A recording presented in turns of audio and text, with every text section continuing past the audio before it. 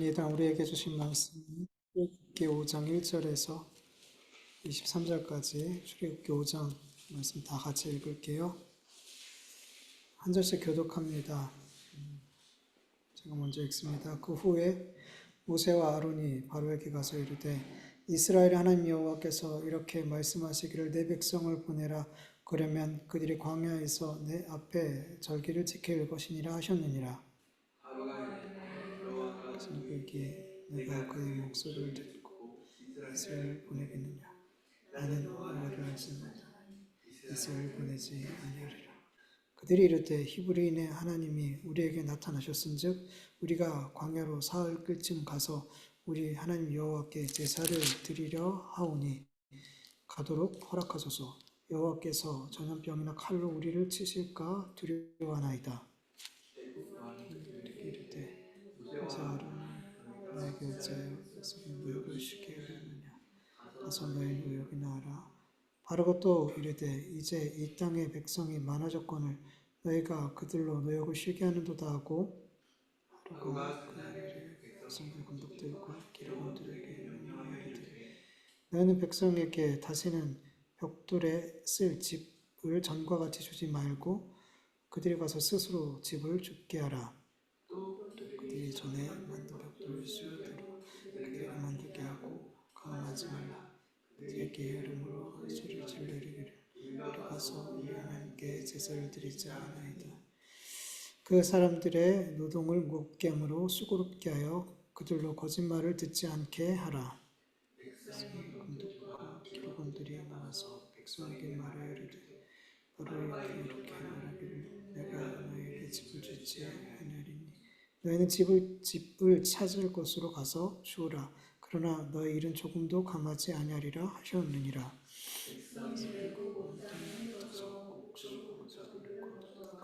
집을 드시나니 감독들이 그들을 독촉하여 이르되 너희는 집이 있을 때와 같이 그날의 일을 그날에 마치라 하며 자기들이 세우나 이스라엘 자손의 기록원들을 때리며 이르되 너희가 어찌하여 어제 오늘에 만드는 것들의 수를 전과 같이 채우지 하였느냐 하니라. 이스라엘의 자손의 기록원들이 가서 바로에게 호소하여 이르되 왕은 어찌하여 당신들의 종들에게 이같이 하시나이까. 이스라엘 종들에게 집을 주지 아니하고 그들이 우리에게 벽돌을 만들려 하나이다. 당신의 종들이 메로나사오니 이는 당신의 종들의 죄니이다. 바로가 이르되 너희가 게으르다. 그러므로 너희가 이르기를 우리가 가서 여호와께 제사를 드리자 하는도다. 가서 이르라. 집을 너희에게 주지 아니하자. 벽돌을 너희가 수령대로 바칠지니라. 기록하는 일을 맡은 이스라엘 자손들이 너희가 매일 만드는 벽돌을 조금도 감하지 못하리라 함을 듣고 화가 몸에 미친 줄 알고 모세와 아론이 길에 서 있는 것을 보고 그들에게 이르되 너희가 우리를 바로의 눈에 그의 신하의 눈에 미운 것이 되게 하고 그들의 손에 칼을 주어 우리를 죽이게 하는도다. 여호와는 너희를 살피시고 판단하시기를 원하노라. 그래서 여호와께 돌아와서 주여 어찌하여 이 백성이 학대를 당하게 하셨나이까. 어찌하여 나를 보내셨나이까. 같이 읽습니다. 내가 바로에게 들어가서 주의 이름으로 말하는 그가 이 백성을 더 학대하며 주께서도 주의 백성을 구원하시지 아니하시나이다. 아멘. 여러분 신앙생활을 할 때 자주 넘어지는 이유 중에 하나가 내가 살아왔던 그 경험들을 그리고 세상의 지혜와 지식을 하나님과 하나님의 말씀보다 더 신뢰하기 때문이죠. 하나님께서 하시는 그 일의 방식, 하나님께서 우리에게 주시는 그 말씀은 내가 지금까지 살면서 체득한 여러 가지 경험, 지식과 다른 경우가 참 많아요. 마태복음 5장에서 7장 우리가 잘 아는 산상수훈 말씀이 있는데 특히 산상수훈에서 예수님께서 첫 번째로 가르쳐 주신 그 팔복의 말씀 우리가 잘 알잖아요. 어떤 사람이 진짜 복 있는 사람인지 어떤 사람이 진짜 행복하고 정말 성공한 인생을 산 사람인지 예수님은 가르쳐 주세요. 심령이 가난한 자, 애통하는 자, 온유한 자, 의에 줄이고 목마른 자, 긍휼히 여기는 자, 마음이 청결한 자, 화평케 하는 자를 위하여 박해를 받는 자, 이런 사람이 하늘의 복을 받은 자다. 이 사람들이 정말 행복한 사람이다. 이 사람들이 정말 성공한 인생을 사는 사람이다. 라고 예수님이 우리에게 가르쳐 주셨죠. 그런데 이 말씀은 우리가 세상에서 복받은 자라고 생각하는 사람들의 삶과 좀 달라요. 아니, 반대되는 것처럼 느껴져요.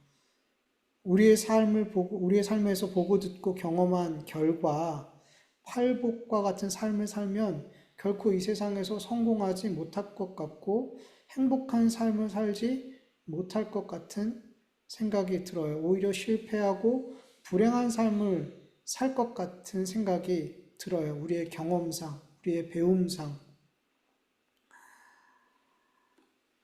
마음이 가난한 자, 이게 무슨 말이었어요? 하나님을 전적으로 의지하는 마음, 부토커스의 마음을 가지고 살아가는 사람들이 어떻게 행복할 수 있냐는 거죠. 내가 주인 돼서 내 마음대로 살아야지 그게 진짜 행복이지. 왜 다 하나님께 맡기는 그런 삶이 어떻게 행복한 삶이냐는 거죠. 애통하는 게 어떻게 행복하고 성공한 삶이냐는 거죠. 기뻐야죠. 즐거워야죠. 다른 사람으로 인해 내가 애통하는 게 아니라 내가 누군가를 애통하게 해야지. 그게 더 행복한 삶이고 성공한 삶이죠. 의에 줄이는 삶이 어떻게 행복해요? 의에 줄이는 게 어떤 거에 줄인다는 거면 그거에 간절하다라는 거죠.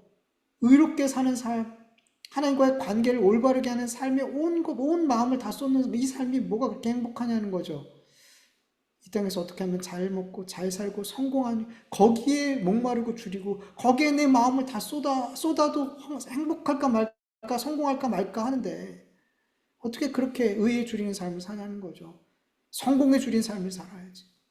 마음이 청결한 삶, 거짓 없이 깨끗하고 올바른 삶을 사는 그 삶, 이 세상에서는 멍청하게 돼요. 속임당해요. 이용당해요. 두세 가지 가면은 쓰고 살아야지. 속일 줄도 알고 살아야지. 이 험악한 세상에서 성공하며 살 수 있고, 화평케 하기보다는 싸워서 이겨야지 성공하고 잘 되는 거 아닌가요? 박해를 받는 입장이 아니라 박해를 하는 힘 있는 위치에 있어야지 성공한 삶이 아니냐는 거죠.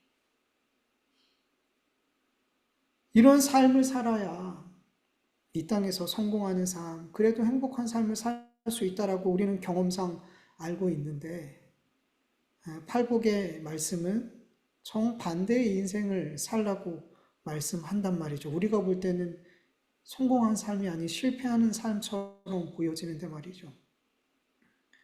그래서 우리 그리스도인들 가운데서도 팔복의 삶보다는 오히려 팔복과 반대되는 삶을 추구하고 팔복과 반대되는 삶을 살 수 있도록 하나님께 도와달라고 기도를 한단 말이죠.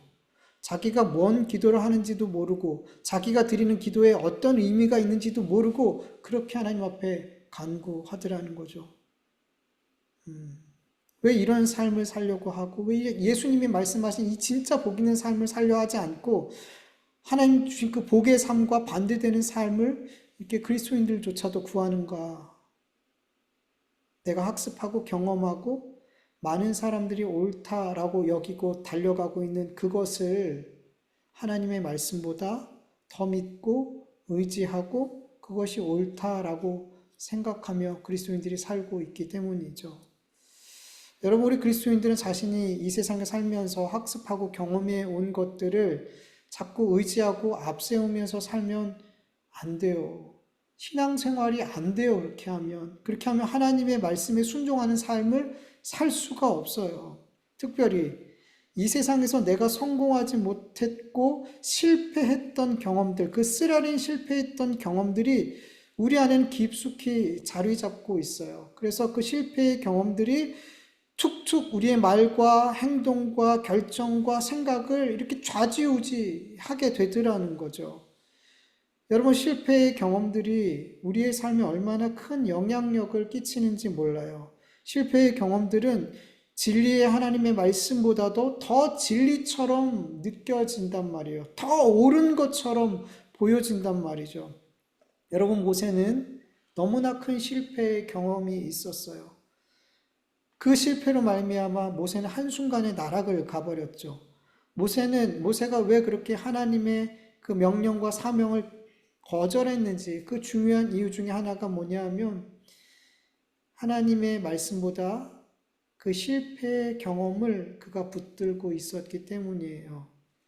자기는 결코 이스라엘을 애굽으로부터 구해낼 수 없다라고 그는 그 경험을 통해서 확신하고 있었어요.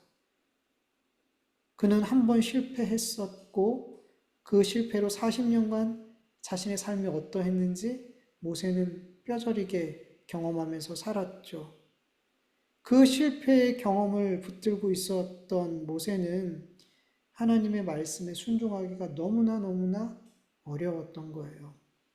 그러나 하나님은 모세보다 더 끈질기게 모세를 설득하셨고 모세는 결국 애굽으로 가게 됐어요. 그런데 오늘 본문 말씀처럼 모세는 다시 큰 실패의 위기에 놓이게 됐어요.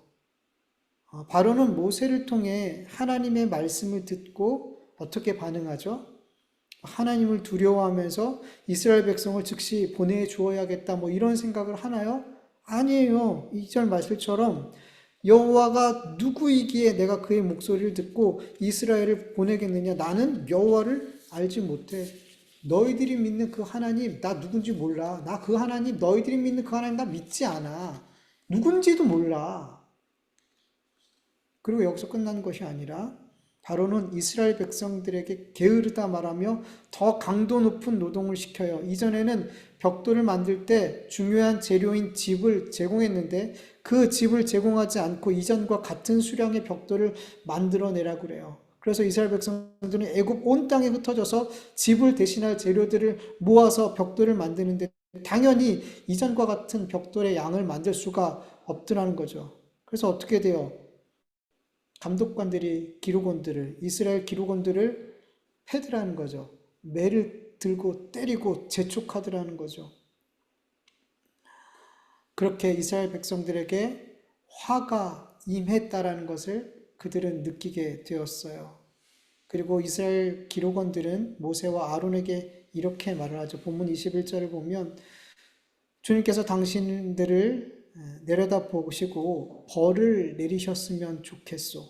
당신들 때문에 바로와 그의 신하들이 우리를 미워하고 있소. 당신들은 그들의 손에 우리를 죽일 수 있는 칼을 쥐어준 셈이요. 이렇게 원망하고 모세를 저주하더라는 거죠. 이 말을 듣고 모세가 다시금 하나님의 말씀을 붙들었을까요? 아니면 실패의 경험을 붙들었을까요? 모세는 실패의 경험을 붙들었어요. 모세는 자기를 원망하고 저주하는 이 말을 들으면서 아마 40년 전에 이스라엘 형제를 구하고자 애굽 사람을 죽였을 때 너무나 잘했다라고 생각했을 때 오히려 그 형제에게 어떤 이야기를 듣죠? 누가 당신을 우리의 지도자와 재판관으로 세웠단 말이오. 당신은 이집트 사람을 죽이더니 이제는 나도 죽일 작정이오. 분명히 이스라엘 백성을 구하고자 한 일인데 그래서 애굽 사람을 죽였는데 그래서 칭찬받을 거라고 생각하고 이스라엘 사람들이 모세가 우리를 구원해 주겠다 이런 기대를 가질 거라고 생각했는데 오히려 이스라엘 백성들이 나를 살인자라고 말하더라는 거죠. 그리고 고발하더라는 거죠. 그 일이 생각났을 거라고 생각이 돼요. 그 실패의 경험들이 너무 강력하게 떠올랐을 거예요. 그리고 모세는 하나님의 말씀보다 주신 사명보다 그렇게 실패의 경험을 붙들고 하나님 앞에 원망의 말을 쏟아내더라는 거죠. 본문 22절부터 23절 보면 주님 어찌하여 주님께서는 이 백성에게 이렇게 괴로움을 겪게 하십니까? 정말 왜 저를 이곳에 보내셨습니까? 제가 바로에게 가서 주님의 이름으로 말한 뒤론 그가 이 백성을 더욱 괴롭게 하고 있습니다. 그런데도 주님께서는 주님의 백성을 구하실 생각을 전혀 하지 않고 계십니다. 모세는 실패의 경험을 붙들었고 하나님이 원망이 되고 지금 하나님은 아무것도 하고 있지 않다라고 그냥 보고만 있다라고 말하며 왜 나를 이곳에 보냈냐고 원망을 하죠. 모세는 뼈아픈 실패의 경험, 트라우마라고 표현해도 맞을 것 같아요. 모세는 이 실패의 경험, 트라우마에 여전히 갇혀 살고 있었어요. 그래서 실패 비슷한 일을 겪게 되면 그 실패의 경험과 이전의 실패의 경험과 그 트라우마를 붙들고 그것을 근거로 생각하고 말하고 행동하고 결정하더라는 거죠. 앞으로 나아가지 못하고 그 자리에 주저앉고 때로는 포기하려 하더라는 거죠. 여러분, 우리 그리스도인들도 실패의 경험을 하고 또 트라우마가 되는 경험들을 세상 살다 보면 당연히 하게 돼요. 그런데 이 실패의 경험이, 이 트라우마가 내 삶의 중요한 순간순간마다 내 생각과 말과 행동과 결정을 주장하게 하면 안 되는 거예요. 하나님의 말씀과 하나님께 주신 그 사명이 내 생각과 말과 행동과 결정을 주장해야 된다는 거죠. 그렇다면 어떻게 우리 그리스도인들이 내 실패와 경험, 실패의 경험, 트라우마 이런 것들이 아니라 하나님의 말씀과 그 주신 사명을 가지고 그것을 기준으로 생각하고 말하고 행동하고 선택하는 삶을 살 수가 있을까요? 한 가지만 생각할게요. 여러분, 우리가 가지고 있는, 우리 그리스도인들이 가지고 있는 착각 중에 하나가 뭐냐면 하나님을 여전히 내 수준으로 끌어내려서 평가하고 생각한다는 거예요. 여러분, 우리는 삶에서 많은 실패와 경험을 하고 또 내 삶에 트라우마가 될 만한 경험들을 하며 살아가요. 그런데 문제는 나의 실패의 경험을 가지고 하나님도 실패하실 수 있다라고 생각해요. 하나님도 실수하실 수 있다라고 생각해요. 그러니까 나의 경험을 누구에게도 적용시키는 거예요. 하나님께도 적용을 시켜요. 그러니까 하나님을 내 비슷한 수준까지 끌어내리니까 조금 더해서 하나님 나보다 조금 더 능력이 있어. 요 정도 수준까지 그 전능하신 하나님을 끌어내려서 바라보는 거예요. 그러니까 내가 실패했던 그 경험 이런 것들을 하나님께도 적용을 시켜버리더라는 거죠. 여러분 믿음의 선조들 가운데 그들의 실패와 불순종의 모습을 가만히 살펴보면 그들은 하나님을 자신의 수준으로 끌어내려 생각했더라는 거죠. 하나님을 인간 수준, 인간보다 조금 더 능력 있는 그 정도 수준으로 이렇게 끌어내려서 생각을 해요. 여러분, 아브라함이 왜 가뭄 때 애굽으로 갔을까요? 왜 아내 사레를 자기 누이라고 속였을까요? 왜 사레는 아브라함에게 자기 몸종 하가를 첩으로 주었을까요? 하나님께서 내년에 아들을 주신다라고 말씀하셨을 때 왜 아브라함도 그리고 사라도 웃었을까요? 하나님을 인간 수준 정도, 아니 그보다 조금 더 능력 있는 분으로 생각했기 때문이에요. 하나님도 실패하실 수 있어. 하나님도 실언하시고 실수하실 수 있어. 내가 생리가 다 끊어졌는데 하나님은 아직도 자식을 주시지 않아. 하나님도 실수하신 거야. 그러니 우리가 하나님의 말씀을 성취해 보자. 그렇게 하나님을 내 수준으로 끌어내서 생각하게 되다 보니까 하나님도 실수하실 수 있는 분, 실패하실 수 있는 분, 이렇게 여기더라는 거죠. 그러니 하나님 말씀보다 내 경험을 내가 가지고 있는 어떤 거를 한번 더 의지해보자. 이쪽으로 가는 경우가 우리 그리스도인들에게 참 많더라는 거예요. 여러분, 아브라함과 사라와 같은 그런 비슷한 생각을 저와 여러분도 가지고 신앙생활할 때가 참 많아요. 하나님을 자꾸 내 수준으로 끌어내려서 생각하는 것. 그래서 하나님도 실패할 수 있고 실수할 수 있어. 근데 여러분 이런 잘못된 생각을 우리는 빨리 끊어내야 바른 신앙생활을 할 수가 있어요. 여러분, 하나님은 결코 실수하지 않으세요. 결탄코 실언하시지 않고 거짓말도 하시지 않으세요. 그 하신 모든 말씀을 실패하지 않으시고 반드시 성취하시는 전능하신 하나님이라는 것을 우리는 매 순간 모든 상황에서 믿어야 될 줄 믿습니다. 민수기 23장 19절, 하나님은 사람이 아니시니 거짓말을 하지 않으시고 인생이 아니시니 후회가 없으시도다. 어찌 그 말씀하신 바를 행하지 않으시며 하신 말씀을 실행하지 않으시랴. 사무엘상 15장, 이스라엘의 지존자는 거짓이나 변개함이 없으시니 그는 사람이 아니심으로 결코 변개하심이 없으심이니이다. 이사야서 말씀, 나의 생각은 너희 생각과 다르며 너희의 길은 나의 길과 다르다. 주님께서 하신 말씀이다. 하늘이 땅보다 높듯이 나의 길이 너희의 길보다 높으며 나의 생각이 너희 생각보다 높다. 비와 눈이 하늘에서 내려서 땅을 적셔서 싹이 돋아 열매를 맺게 하고 씨 뿌리는 사람에게 씨앗을 주고 사람에게 먹거리를 주고 나서야 그 근원으로 돌아가는 것처럼 나의 입에서 나가는 말도 내가 뜻하는 바를 이루고 나서야 내가 하라고 보낸 일을 성취하고 나서야 나에게로 돌아올 것이다. 아멘. 하나님의 말씀은 반드시 성취가 됩니다. 하나님은 실패하실 수가 없어요. 실수하실 수도 없어요. 거짓말 하실 수도 없어요. 우리 하나님은 그런 하나님이에요. 하나님께서 말씀하신 모든 말씀과 계획은 성취됨을 믿으셔야 돼요.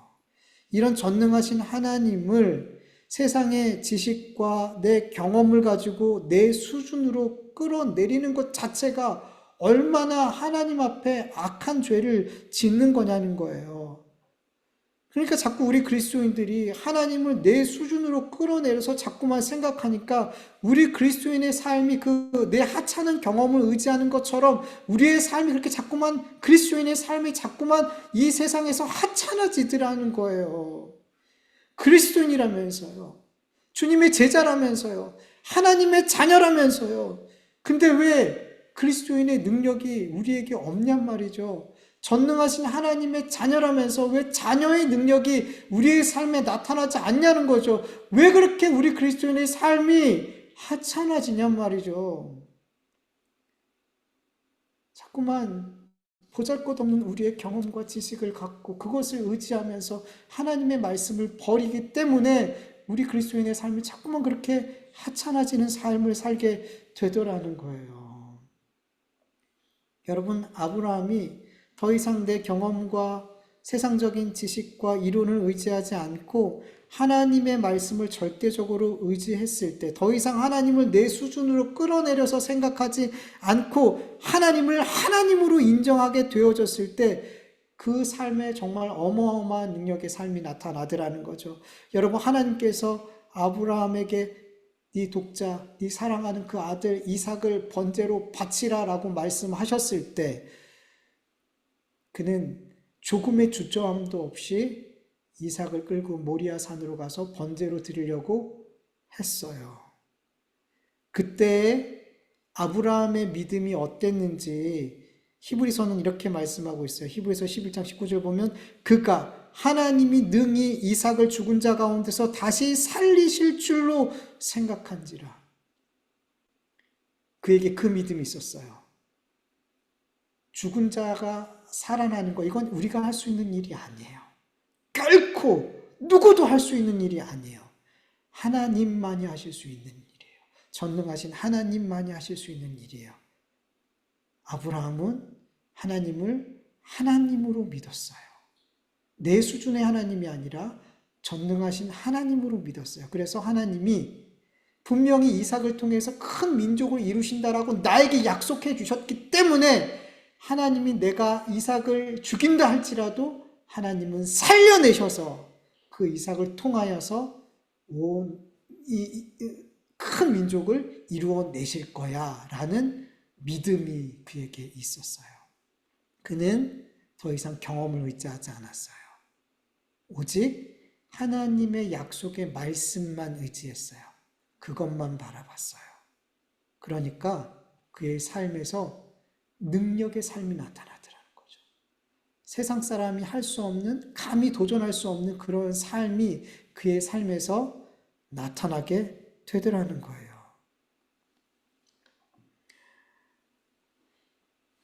여러분, 하나님을 내 수준으로 끌어내리지 않고 그래서 하나님은 실패하실 수 있어, 실수하실 수 있어 이런 하나님으로 믿는 것이 아니라 하나님을, 창조주 하나님을 정말 그 창조주 하나님으로, 전능하신 하나님으로 믿고 의지하게 될 때 우리는 말씀만 붙들고 앞만 보고 달려가게 되는 삶이 될 줄 믿습니다. 정말 하찮은 삶이 아니라 우리의 삶에서 사람들이 놀랄 수밖에 없는 능력의 삶이 나타나게 될 줄 믿습니다. 여러분, 하나님께서는 이미 모세에게 하나님께서 어떤 과정을 통해 이스라엘을 출애굽시킬 것인지에 대해서 말씀해 주셨어요? 안 해주셨어요? 해주셨어요. 그 과정 가운데 바로가 하나님의 말씀에 복종하지 않을 것에 대해서도 이미 말씀해 주셨어요. 출애굽기 3장 19절 20절 보면 내가 아노니 강한 손으로 치기 전에는 애굽 왕이 너희가 가도록 허락하지 아니하다가 내가 내 손을 들어 애굽 중 여러 가지 이적으로 그 나라를 친 후에야 그가 너를 보내리라. 그리고 그 뒤에는 아들을 치겠다, 장자를 치겠다 라고 말씀해 주세요. 그리고 너희들이 나오게 되겠다라고 말씀하신다는 거죠. 모세가 이 약속의 말씀을 끝까지 붙들었다면, 하나님을 하나님으로 볼 수 있었다면 자기가 가지고 있는 그 실패 앞에, 그 실패를 붙들지 않고 또 실패의 현상들 앞에서 흔들리지 아니하고 하나님의 말씀만 붙들고 담대히 갈 수 있었을 줄 믿습니다. 그런데 그렇게 하지 못했어요. 자꾸만 실패의 경험을 붙들었기 때문에, 자꾸만 실패의 경험을 붙드는 사람들은 내 삶의 실패의 징조들만 보이면 어떻게 되는 줄 아세요? 하나님의 말씀을 버려요. 실패의 징조들이 내 눈앞에 나타나면 계속 그러거든요. 출애굽기 6장을 보면은 하나님께서 모세에게 약속의 말씀을 다시 주시고 이스라엘 백성들한테 가서 이야기하라 그래요. 그래서 모세가 또 가서 이야기를 하는데 백성들이 들어요, 안 들어요? 안 들어요. 너무 힘들어서 이 노동의 강도가 너무 세지니까 그들이 너무 지쳐서 하나님의 말씀이라고 말씀하지만 귀에 안 들어오는 거예요. 모세의 말을 듣는 척도 안 해요. 또 실패했어요. 그래서 하나님께서는 이번에 애굽 왕 바로에게 가서 내 말을 전해라 라고 얘기하자 그때는 어때요? 반항해요. 백성들이 내 말 안 들어요. 근데 바로가 제 말을 듣는다고요? 저는 입이 둔한 자예요. 예전에 했던 그 변명을 또 다시 끌고 와서 못하겠다는 거죠. 못 가겠다는 거죠. 여러분, 실패를, 하나님의 약속의 말씀을 붙들지 못하고 자꾸 실패의 경험을 붙들게 되면 실패의 징조만 조금이라도 보이면 어떻게 해요? 말씀을 버려요. 다시 과거로 돌아가요. 그 실패가 다시 내 삶에 반복되지 않는 그 삶을 선택하려고 한단 말이에요. 포기하고 주저앉고 도망가더라는 거죠. 앞으로 못 나가더라는 거죠.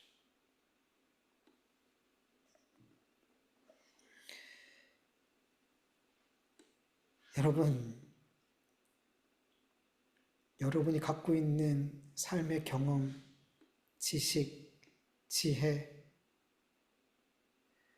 여러분이 가지고 있는 것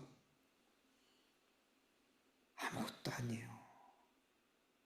아무것도 아니에요.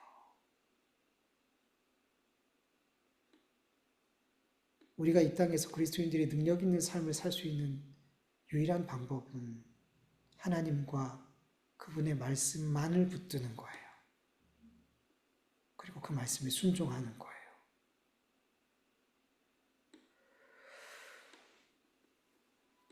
근데 잘 안 되죠. 잘 안 돼요. 여러분, 우리는 하나님께서 우리에게 어떤 사명을 주셨다면, 어떤 말씀을 주셨다면 형통하길 바래요. 그 말씀에 우리가 순종하게 되면 다 그 일이 형통했으면 좋겠어요. 하나님 말씀하셨고 순종했으니까 이제 잘 될 일만 남은 것 같이 그렇게 생각하고 싶어요. 막 승리할 것 같고 막 다 잘 될 것 같고 말씀에 순종했으니까. 근데 하나님께서 일하시는 걸 보면 깔끔하지 않아요. 막 군더더기 없이 변수 없이 뭐 이러지 않아요. 분명히 하나님 말씀에 순종해서 이 사명을 감당하고 말씀에 순종해서 이 일을 하는데 막 실패할 것 같아요. 너무 늦어져요. 왜 이렇게 많은 문제가 생겨요? 막 지지부진해요. 때는 너무 지저분해요. 하나님이 주신 일인데, 주신 사명인데 그 일을 감당하는데 왜 이러냐는 거죠, 도대체. 왜 이러냐는 거죠, 도대체. 모세에게 사명을 주셨을 때 가기 싫은 거 억지로 끌어다가 그 사명의 자리에 놓으셨으면 형통하게 하시고 하나님 말씀으로 전하면 백성들도 껍벅 죽고 바로도 껍벅 죽고 뭐 그렇게 잘 돼야 되는데 백성들도 말을 안 듣고 바로도 말을 안 듣고 뭐 하는 일마다 되지가 않더라는 거죠.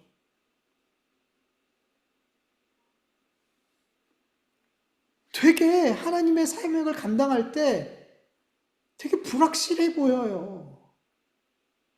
막 지지부진해요. 막 명쾌하고 깔끔하지 않아요. 그래서 자꾸만 우리는 말씀보다는 내 실패의 경험, 여러 가지 세상적인 경험을 붙들고 그걸 선택하고 앞으로 나아가지 못하고 포기하거나 뒤로 돌아가거나 다른 지름길을 찾아보거나 그렇단 말이죠. 그래서 우리의 마음에 확정함이 있어야 되는 거예요.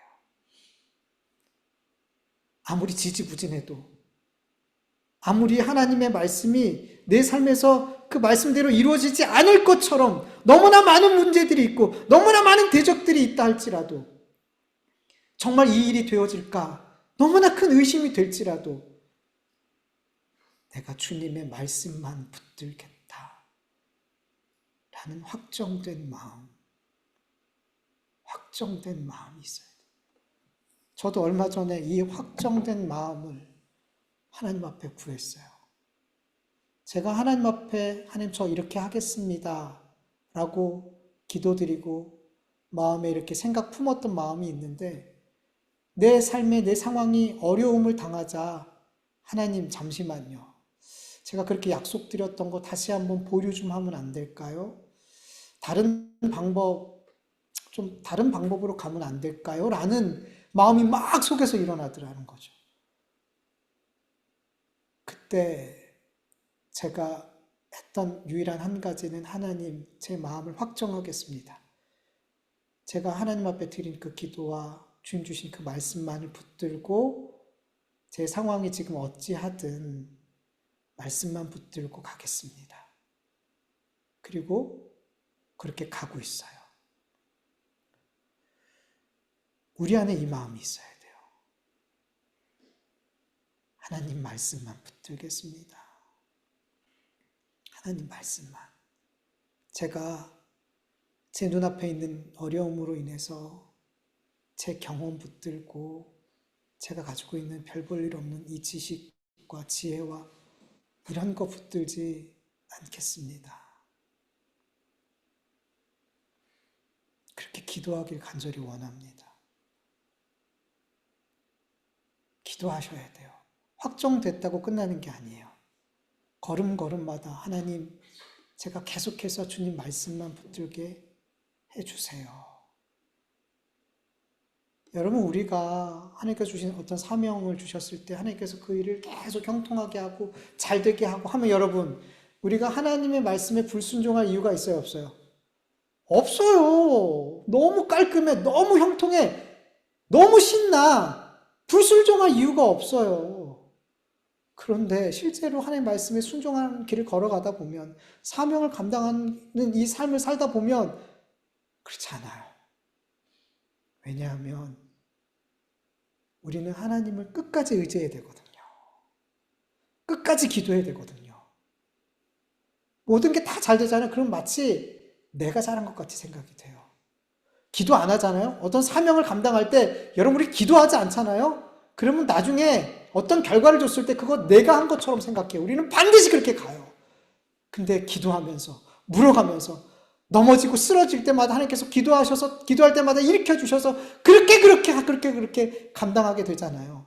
그러면 그 사명을 다 마쳤을 때 우리는 결코 내가 잘했어요, 내가 한 열매요라고 말하지 못해요. 하나님 감사합니다.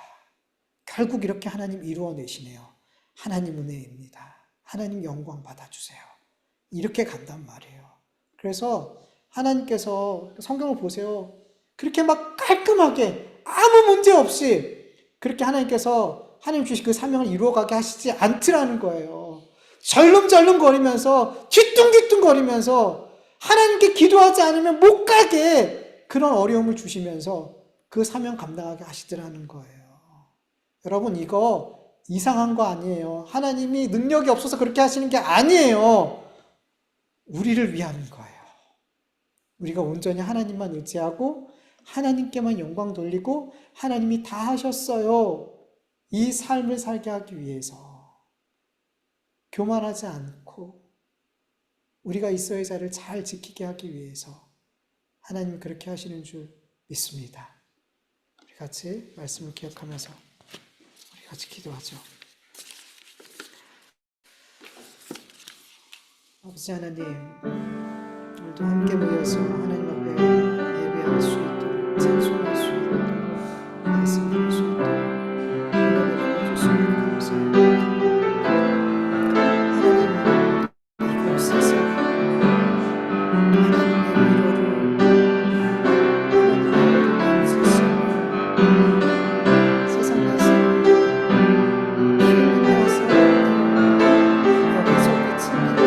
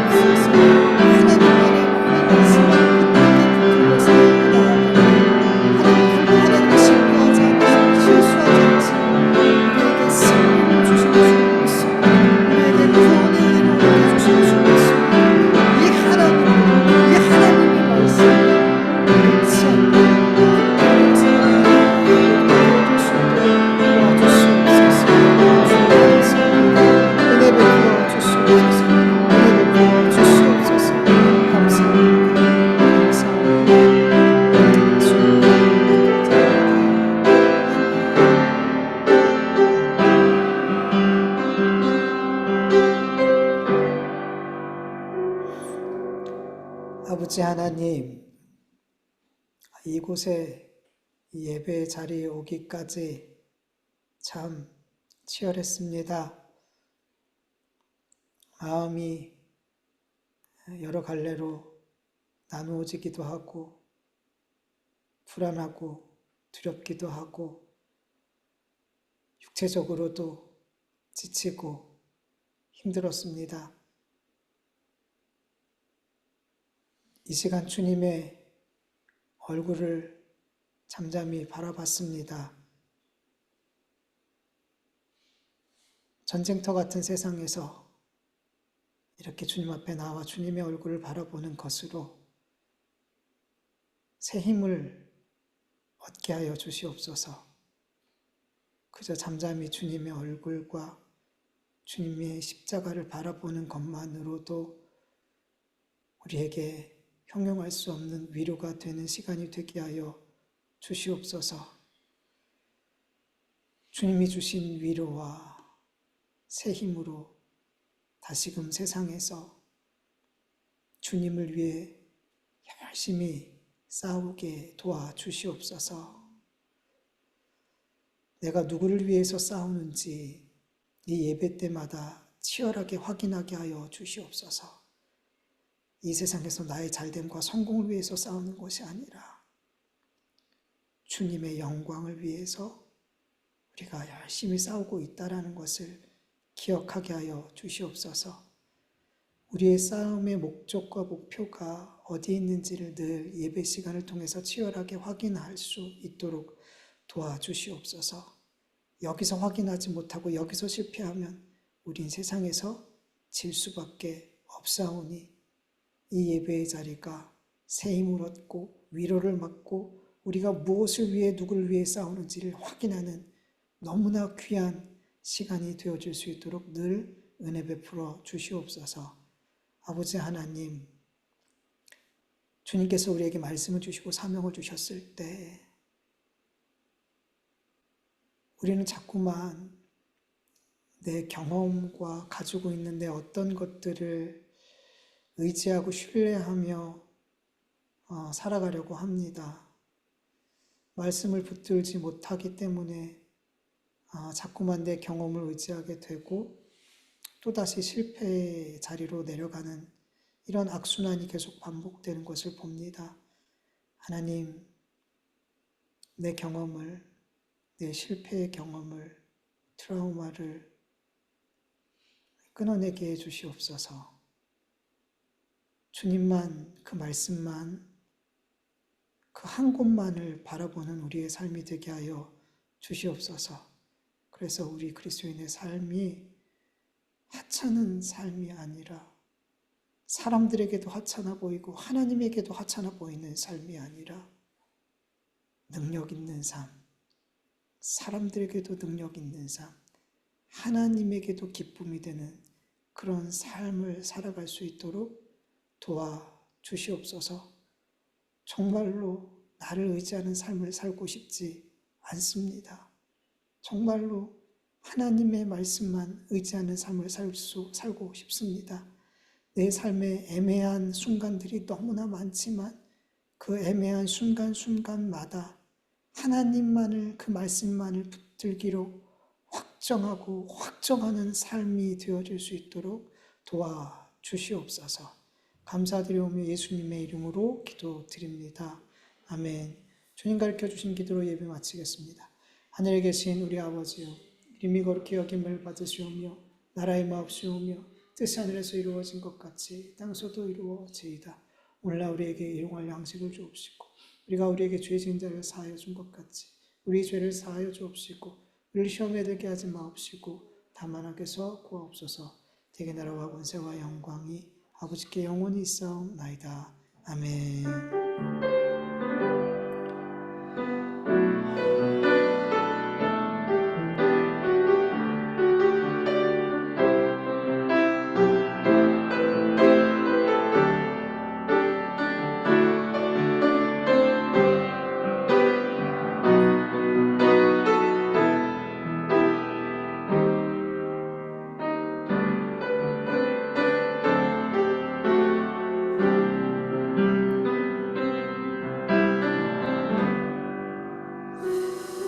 우리 예배를 받으신 하나님께 감사와 영광의 박수 올려드립니다. 하나님 감사합니다. 예배를 받으시고 하나님 부어주시고 새 위로하여 주시는 감사합니다. 예배 마쳤습니다. 한 주간도 주님의 말씀 붙들고 승리하시고 주 안에서 승리하시다가 주일날도 함께 예배 드렸으면 좋겠습니다. 예배 마쳤습니다.